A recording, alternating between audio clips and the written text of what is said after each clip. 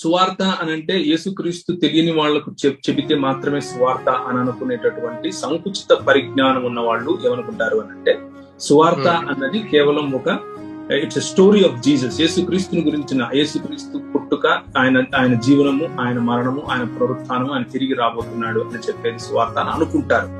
అది వాళ్ళు మతంలో ఉన్నారు అని చెప్పడం కోసమే నేను మళ్ళీ మాటిమాటికి చెబుతూ 66 పుస్తకాలు ఉన్నటువంటి బైబిల్ గ్రంథము ప్రకటించేటటువంటి ఒకే ఒక్క వార్త అదేమిటంటే, నా దేవుడు, నా రాజు, నా భర్త, నా ప్రియుడు, నా కాపరి, నా క్రీస్తు, ఆయన రాజ్యము, ఆయన రాజ్యములో నూతనాకాశము నూతన భూమి. ఆ నూతనాకాశము నూతన భూమిలో మనమందరము కలిసి ఆయన మన మధ్యలో నివాసము చేయటం. ఇది యేసుక్రీస్తు ప్రకటించినటువంటి సువార్త. దానినే దేవుని రాజ్య సువార్త అని అంటారు.